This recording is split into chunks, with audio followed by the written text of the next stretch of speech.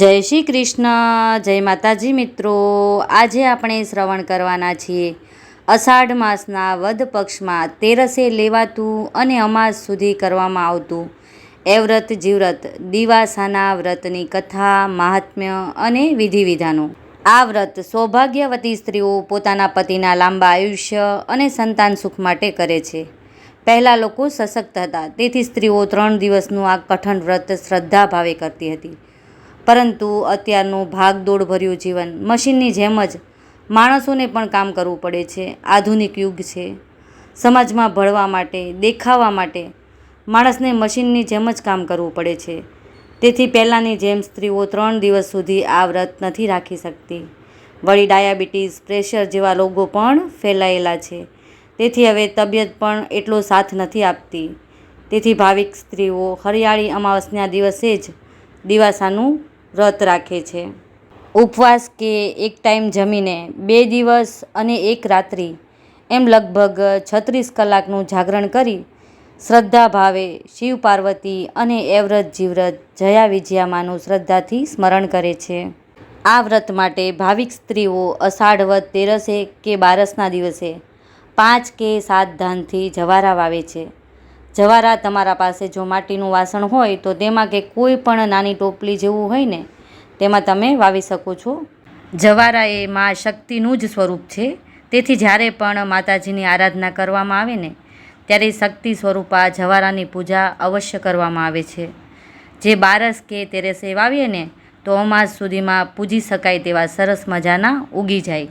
જ્યારે અમાવસ્યાના દિવસે, કે જે આ વખતે 12 ઓગસ્ટ 2026 બુધવારના રોજ આવે છે, ત્યારે જે બહેનોએ દિવાસાનું એટલે કે એ વ્રત જીવ્રત વ્રત રાખ્યું હોય તેમણે સવારે વહેલા ઉઠી સ્નાનાદિથી પરવારી સ્વચ્છ વસ્ત્ર ધારણ કરી પૂજા માટે એક થાળી તૈયાર કરવી.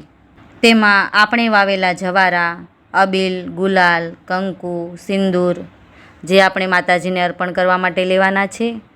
પછી થોડા અક્ષત લેવાના છે, જે તૂટેલા ન હોવા જોઈએ, આખા જ અક્ષત લેવા. નાડા છડી જવારા પર વીંટાળવા માટે અથવા તો નાગલા ચૂંદડી પણ લઈ શકાય. ઘીનો દીવો, અગરબત્તી, કપૂર, તાજા ફૂલો, 1 સુપારી, 1 નાગરવેલનું પાન, નૈવેદ્યમાં ધરાવવા માટે મોસમી ફળ અને કંસાર કે સુખડી, પૂજારીને આપવા માટે દક્ષિણા અને 1 ત્રાંબાનો કે પિત્તળનો પાણી ભરેલો લોટો. જો તમે ઈચ્છો તો તેમાં ગંગાજળ, 1 ચપટી કંકુ, અક્ષત અને 1 સિક્કો નાખી પણ શકો, જે ઘણું જ શુભ ગણાય છે. આવી રીતે બધી જ સામગ્રી ભેગી કરી નજીકના શિવ પાર્વતી મંદિરે કે પછી જો શેરીમાં પૂજારી આવે અને સમૂહમાં બધા જ બહેનોને પૂજા કરાવે તો કોઈ યોગ્ય પૂજારીના માર્ગદર્શન હેઠળ શ્રદ્ધા ભાવે મહાદેવ અને પાર્વતી માતા, મા આદિશક્તિ, કે જે આ 4 સ્વરૂપો જયામાં, વિજયામાં, એ વ્રતમાં, જીવ્રતમાંની શ્રદ્ધા ભાવે પૂજા કરવી. ત્યારબાદ ઘરે આવીને એક સ્વચ્છ જગ્યાએ પાટલો અથવા બાજોટ ઢાળી લાલ રંગનો રૂમાલ પાથરી તેના પર શિવ શક્તિની મૂર્તિ કે છબી હોય તેની સ્થાપના કરવી. જો તમારી પાસે એ વ્રત જીવ્રત માતાની મૂર્તિ કે છબી હોય તો તેની પણ સ્થાપના કરવી. માતાજીની જમણી બાજુ ઘીનો અખંડ દીવો પ્રગટાવો. એક બાજુ જવારાની સ્થાપના કરવી. ત્યારબાદ દિવાસાની આ પાવનકારી કથા સાંભળવી અને માતા પાર્વતીના નામનું સ્મરણ કરવું. આખો દિવસ ઓમ નમઃ શિવાય મંત્રનો જાપ કરવો.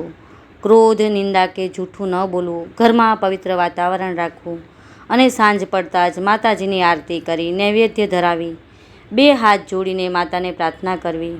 હે જગતજનની માં, અમે ગાંડા ઘેલા તમારા છોરું છીએ. વ્રતની પૂજા દરમિયાન જો અમારાથી કંઈ ભૂલચૂક થઈ ગઈ હોય તો અમને માફ કરજો અને તમારા આશીર્વાદ હંમેશા અમારા પરિવાર પર વરસાવતા રહેજો. આ હતું દિવાસા વ્રતનું મહાત્મ્ય અને વિધિ વિધાન. હવે આપણે પાવનકારી વ્રતની કથાનું શ્રવણ કરીએ.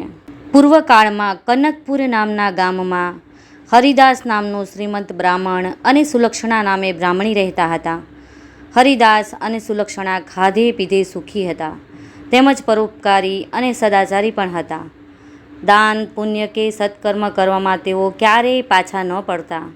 પરંતુ પૂર્વજન્મના કોઈ કર્મને કારણે લગ્નના ઘણા વર્ષો પછી પણ તેમના ઘેર પારણું બંધાયું ન હતું. બ્રાહ્મણ અને બ્રાહ્મણી મહાદેવના પરમ ભક્ત હતા. તેઓ નિત્ય ભોળાનાથની ભક્તિમાં લીન રહેતા. તેઓને વિશ્વાસ હતો કે ભોળાનાથ તો દયાના સાગર છે. એક દિવસ તેઓ અમારી પર અવશ્ય કૃપા કરશે. એ જ વિશ્વાસથી બ્રાહ્મણ અને બ્રાહ્મણી પોતાના નિયત કર્તવ્ય કર્મમાં ક્યારેય ભૂલ પડવા દેતા નહીં. દિવસો વીતી ગયા, મહિનાઓ વીતી ગયા અને વર્ષો પણ વીતી ગયા, છતાં બ્રાહ્મણ બ્રાહ્મણીના ઘેર પારણું બંધાયું નહીં. તેથી સંતાન પ્રાપ્તિ માટે બ્રાહ્મણે જંગલમાં જઈ મહાદેવનું કઠોર તપ કરવાનું વિચાર્યું.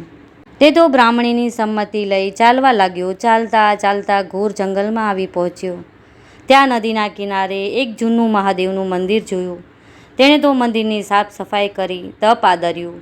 તેણે તો અન્ન જળનો ત્યાગ કરી 7 દિવસ સુધી મહાદેવનું કઠોર તપ કર્યું.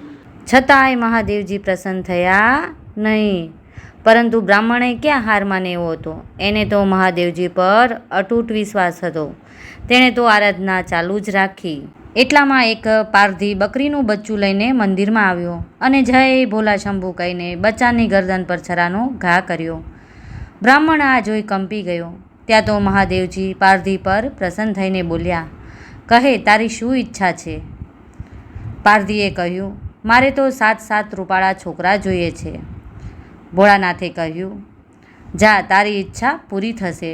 પારધી આ સાંભળીને ખુશ થયો અને ચાલ્યો ગયો. બ્રાહ્મણ તો આ જોઈ આશ્ચર્યમાં પડી ગયો.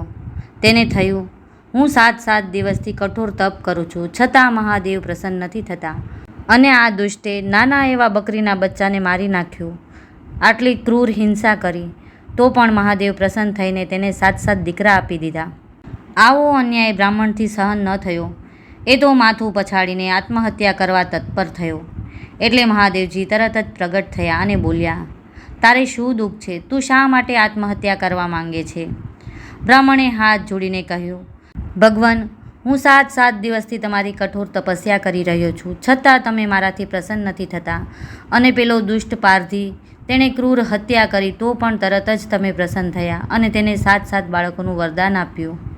મહાદેવજીએ મંદિરની બહાર પડેલ છાણનો પૂતળો તેને બતાવતા કહ્યું, આ પૂતળામાં જો કેટલા કીડા ખદબદે છે, તેવો જ એ પારધીનો વસ્તાર થશે. ત્યારે બ્રાહ્મણે કહ્યું, તો શું મને પુત્રનું ફળ નહીં મળે? ત્યારે મહાદેવજીએ કહ્યું, એક દીકરો થશે, તેને સારી રીતે ઉછેરીને ભણાવજે ગણાવજે, પણ પરણાવવાનો વિચાર કરતો નહીં. બ્રાહ્મણ તો ખુશ થતો થતો ઘેરે ગયો. તેણે બ્રાહ્મણીને મહાદેવજીના વરદાનની બધી જ વાત કરી. બ્રાહ્મણી તો હર્ષગીલી થઈ ગઈ. ત્યારથી જ તેને ચડતા દિવસો થયા અને 10મો માસ અધવારતા જ તેણે એક રૂપાળા રાજકુંવર જેવા દીકરાને જન્મ આપ્યો. બ્રાહ્મણ બ્રાહ્મણીએ છોકરાને સારી પેઠે ઉછેર્યો, પાઠશાળામાં ભણાવ્યો અને એક રૂપાળી કન્યા ધ્યાનમાં ઉતરતા તેનું સગપણ કરી દીધું. બંને પક્ષે લગ્નનો શુભ દિવસ પણ જોડાવ્યો. બ્રાહ્મણ ઉમંગમાં અને ઉમંગમાં મહાદેવજીનું વચન વિસરી ગયો. તે તો મોટી જાન જોડીને વાજતે ગાજતે છોકરાને પરણાવવા નીકળી પડ્યો.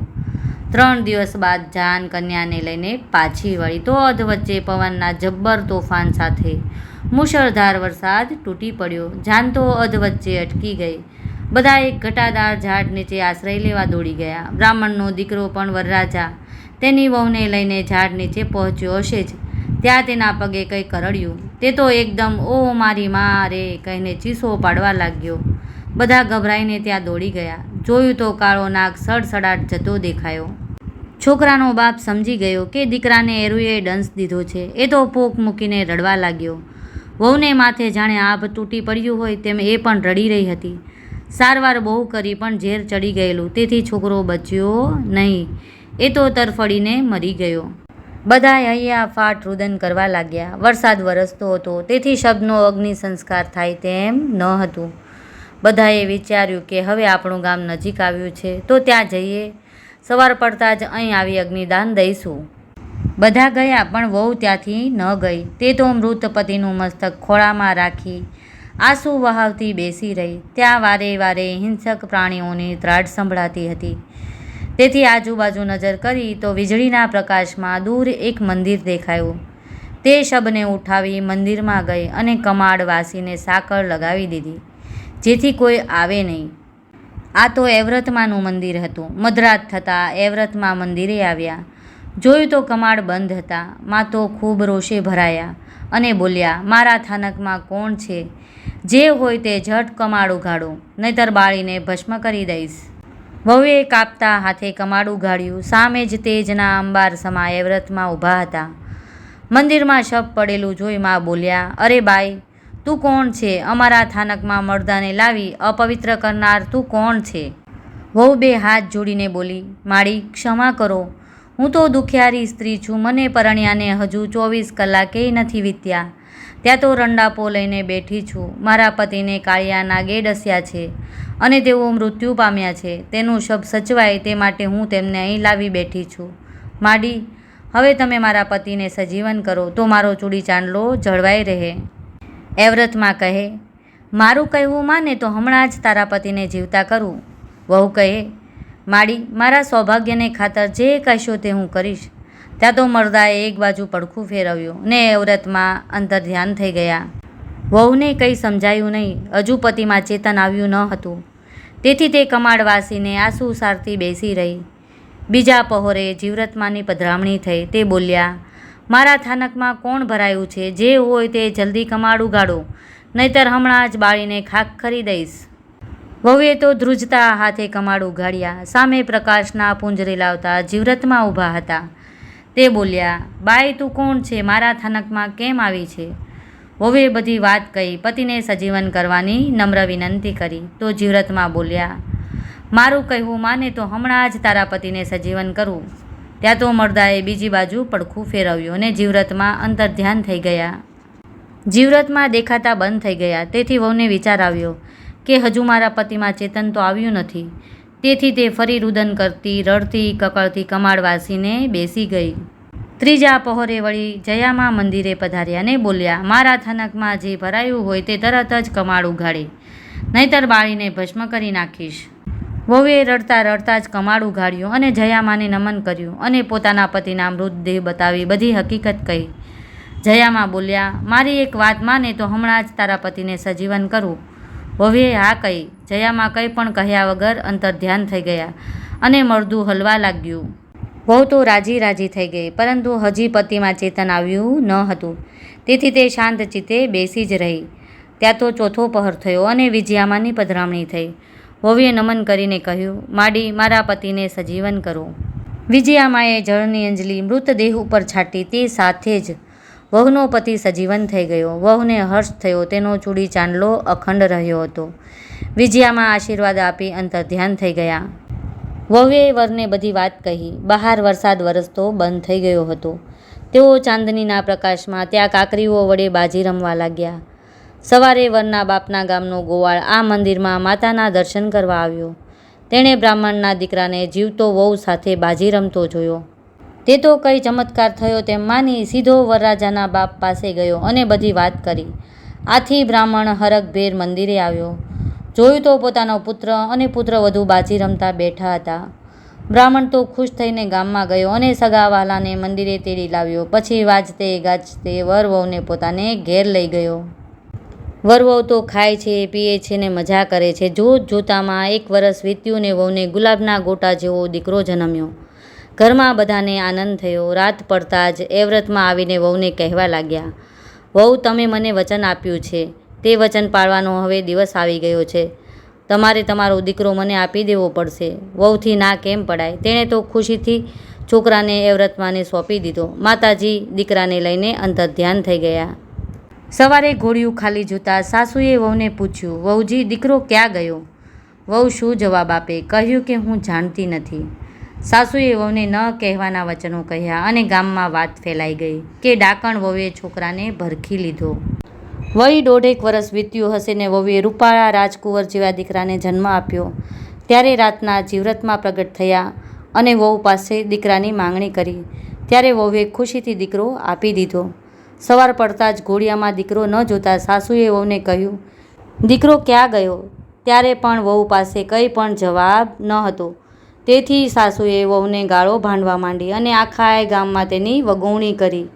વળી પાછા તેને દિવસો રહ્યા. પૂરા દિવસે રૂપાળા રાજકુંવર જેવા દીકરાને જન્મ આપ્યો. આ વખતે તો સાસુએ વહુના ખાટલા આગળ ઊભા રહીને તકેદારી રાખી. ત્યાં તો જયામાં આવ્યા ને પોતાની શક્તિથી બધાને ઊંઘમાં નાખી છોકરાને લઈને અંતર્ધ્યાન થઈ ગયા. સવારે સાસુએ જોયું તો ઘોડિયામાં છોકરો ન મળે. આ વખતે પણ તેણે વહુને ખૂબ જ વગોવી. ચોથી વેળાએ વહુએ પુત્રને જન્મ આપ્યો ત્યારે સાસુએ રાજાને બોલાવ્યા અને ખુલ્લી તલવારે ચોકી કરવા વિનંતી કરી.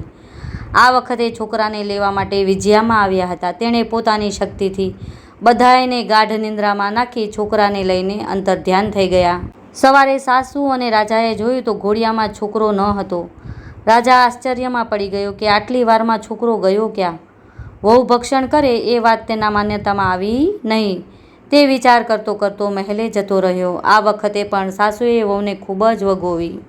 5મી સુવાવડમાં વહુએ દીકરીને જન્મ આપ્યો. આ વખતે દીકરીને લેવા કોઈ પણ ન આવ્યું.